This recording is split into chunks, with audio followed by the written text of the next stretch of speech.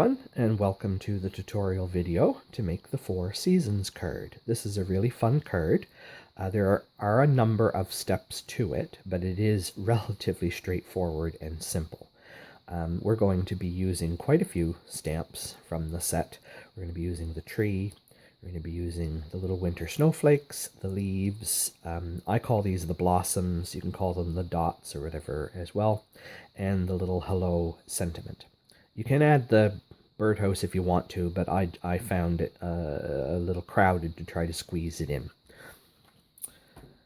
In your kit, you're going to find an envelope that has the espresso colored base in it. And when you open up that packet, there is your espresso card base. There are two pieces of the very vanilla. It is important that you work with the correct piece. The larger piece goes on the inside of the card and is your inside card mat. The smaller piece is the one that we are going to stamp on the front. I know that's counterintuitive, but we're going to be cutting it into strips and spreading them out, so it's actually going to get bigger on the front. So we want the smaller piece, okay? And then you have a piece of foil and a little piece to do your sentiment. So I am going to keep the piece out for the sentiment so we can stamp that. And I'm keeping the smaller piece out, and I'm just going to set the rest aside. For the Four Seasons, any sets of two colors that you have will work. Let me explain that. For the snowflakes, I use two blues. And I'll bring over my ink pads here that I chose. So I'm using Seaside Spray and Balmy Blue. But any two blues, or a blue and a turquoise or a teal, or if you only have one good blue ink, then you use the stamping off technique, where you stamp one in full strength and you stamp again right away in the half strength, and that will give you two shades of the same. Okay? Or you can use two complementary colors. For the spring panel, I wanted something that looked like blossoms, flowery. It could be any colors. I just happened to choose the Magenta Madness, which is our new hot fluorescent pink color, and Mango Melody. You choose whatever you like. If you like red, you use real red, or it could be anything. It doesn't have to be pink and yellow. It's just summery blossom colors. The same for the summer segment. The leaves are green in summer, and we have plenty of great green colored ink pads. I picked the Just Jade because that's one of our new colors, and Granny Apple Green because maybe this is an apple tree. And then for the fall, same thing. Lots of fall colors. Anything in the yellow, orange, red, brown palette. So I picked Pumpkin Pie as an orange and our new Bumblebee color. But I could just as likely have taken the new Cinnamon Cider. You could even, if all you had was a brown ink pad, stamp off once, maybe twice, and then the third time would give you a lighter, almost coppery color. Okay, but you choose what you like. I'm going to use these colors, and I'm going to do them in the matched pairs as we do the panels. I'm also going to do my tree in a slightly different brown than the card base. I'm going to use soft suede. You can use early espresso if you want to use early espresso, and then it will match your card base. I just wanted it to be ever so slightly different. Okay, so to start, let's do our sentiment piece. And I'm using the hello. You can use whatever you like. You're going to do it in a strip. Keep in mind that the little piece of foil that we gave you is only so big, and that's to mat the sentiment. So you could use either the hello or the thinking of you, I think would just almost fit. Okay, so I'm going to do the hello, and I'm just going to do it to one end, because later we're going to trim this down. Okay, so my hello is done. And I'll set that aside over here. And then I'm going to do my tree. I see my paper's got a little bit of a wrinkle on the corner of it here, so I'm just going to take my bone folder, go over that edge, like that, and that will take the wrinkle right out of it. There, lovely. Okay. Now, this tree stamp does require a big block. This is the, where's the letter on here? This is the F size block. If you don't own an F size block, I would suggest then that if you're careful, you could use your stamp case, and you could put the stamp on your stamp case, but I would put some paper or maybe even an ink pad in your stamp case to bolster it up in the middle so that it doesn't, when you go to stamp, that it doesn't cave in the middle, because these stamp cases don't really have a lot of, they have a lot of give in them. But you could use that as your block and stamp. Okay, and I'm going to do this in the reverse because it's really hard to pick those blocks up and drop them on your ink pad. I'm going to ink it up this way. Don't over ink. This is a distinctive stamp set. There is a lot of texture and detail in the tree. Okay, and I'm just gonna do this so that basically, to line it up, I want the rightmost branches just to kiss the edge of the paper. And the reason I'm doing that is because when you cut this into the 4 pieces, you don't want the trunk to get sliced down the middle. You kind of want it centered in this panel. So if the edges of the branches just kiss the right edge of the paper, that'll put it in almost exactly the right spot for you. Just gonna get my chamois and clean my stamp down. Okay, that takes care of that. Now, we have to do a little bit of trimming before we go any further. So I'm going to bring out my paper trimmer. And we're going to cut this into 4 strips that are 7/8 of an inch. So that would be 1/8 smaller than an inch. And I'm going to do them on this side of the line because I can see that better, and that way I can hold onto this paper. So I'm going to go to my 7/8, so 2 tick marks before the 1 inch. There's 1. I'm going to do exactly the same thing again. 2. And this one should be, when I lay it in there, exactly between the 7/8 on this end and the 7/8 on that end. I'm not going to be able to hold on to it because it's going to be underneath the arm, so I'm just lining it up. Drop this down without moving it. And then I'm just going to press here, because I don't want it to slide, and I'm cutting up rather than down, because if your blade is not sharp, you might actually pull the paper and end up dragging the paper down with you. So always best to cut up when you're trying to cut small slivers of paper. Right? So there, I've got my 4 strips now. And I'm going to bring back my scrap paper because I'm going to go off the edge probably a lot with my scrap paper. So I'm going to start with my winter panel. Okay, and I've got the little snowflakes, and I've got my 2 blues, and I'm going to bring my chamois in here so I can clean in between.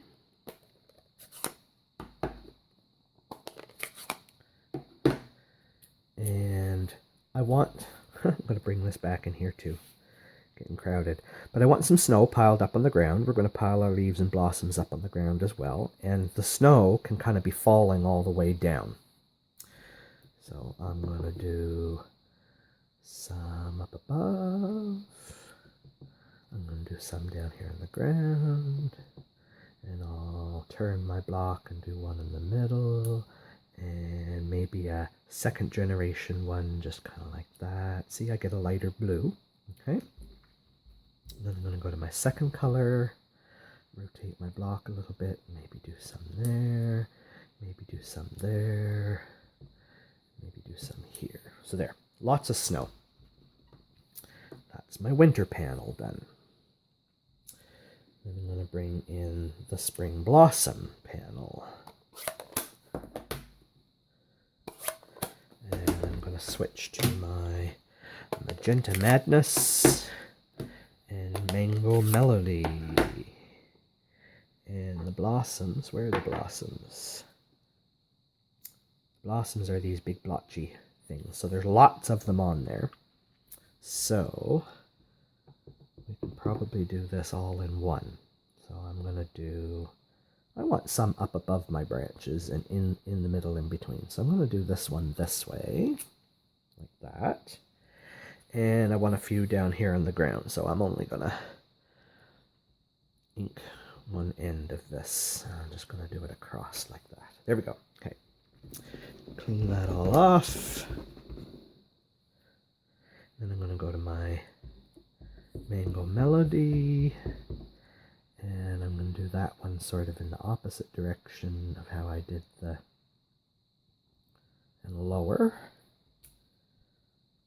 And I actually want a few more of those up here. There we go. Okay. And a few down here on the bottom. Like that. Aha. Perfect. Okay. Put these away. If nothing else, this is a good way to get lots of different colors of ink all over your fingers. Now we're going to do the greens. So I've got my Just Jade and my Granny Apple Green, and I'm going for the leaves. And just going to follow the direction of the tree for this one. Like that. Yep. And I'm going to put some down here on the ground, like that. Okay. I'm going to go to my Granny Apple, and maybe get some in here in this direction. And maybe just the end of it here. I want a couple more in here, like that. Yep. Okay. And then some down here on the bottom. Beautiful. Okay. Keeping that stamp handy, now for the fall ones, we're going to switch to our fall colors. Simple card, lots of steps. But not difficult.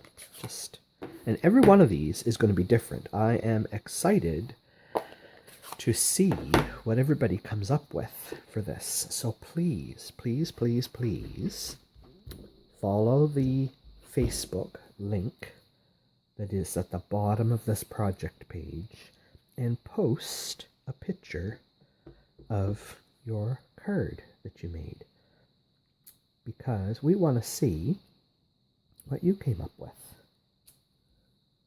Oop, wrong color, wrong color, wrong color. Don't mix your colors, Kevin. There. Now I'm going to do orangey colored ones like that. And some of those down here. Like that. There we go. I love this stamp set. The leaves are so nice. Again, it's a distinctive stamp set, so there is so much texture and definition in the leaves. As long as you don't over ink your stamp, which will cause it to bleed up a little bit, and then you won't see the texture. Okay, So we're going to fold and crease our card base. That. We're going to put our inside mat inside.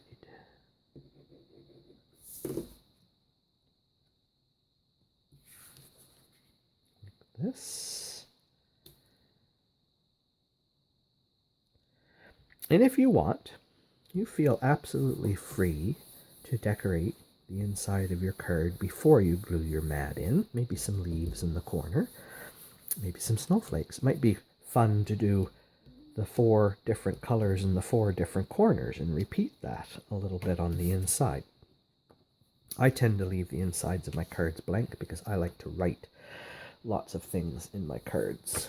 Okay, now, here is the trickiest part to assembling the card. You more or less have to lay out your 4 strips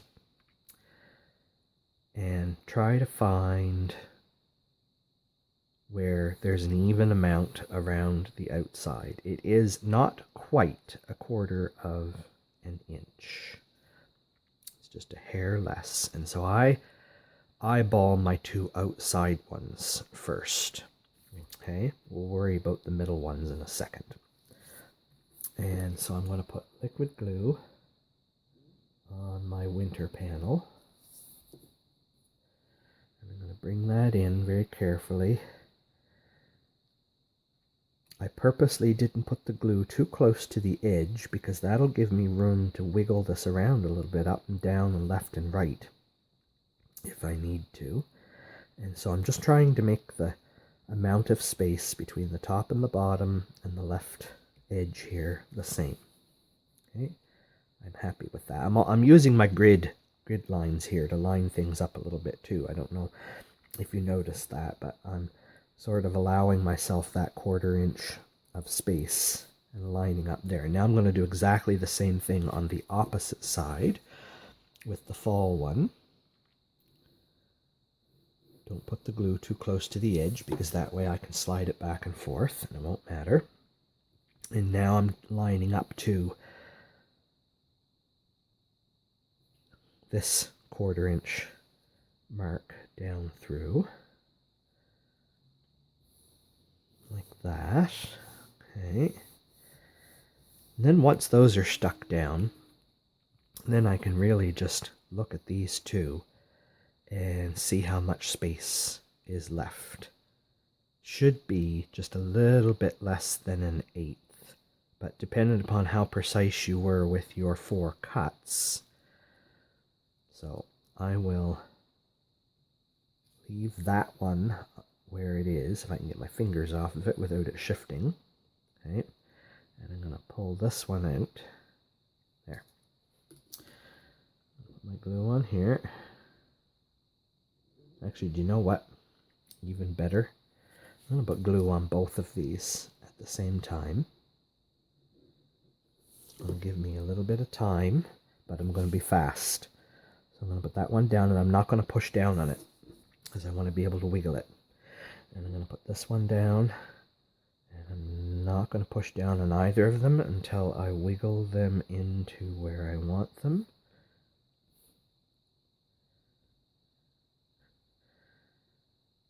Over just a little bit. There we go. And they're all lined up in the bottom and the top. Then I'm happy with that. Take my bone folder. Just go like that. I can still adjust them for another second or 2 before this glue takes hold. Wiggle everybody into place. There. I'm happy with that. Okay. Last step is to do my sentiment piece. And you can eyeball this as you like and trim with your snips.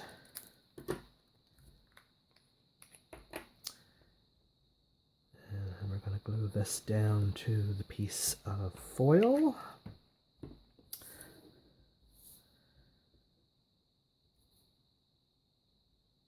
just leaving the same margin top, bottom, and left. And when you're gluing on foil, glue takes a little bit longer to dry, of course, because the foil is shiny and glossy. And so things are going to slide around on that for a little bit, so just be careful. And then I'm going to trim down my right edge so that it matches. Voila. And then I want a couple of dimensionals.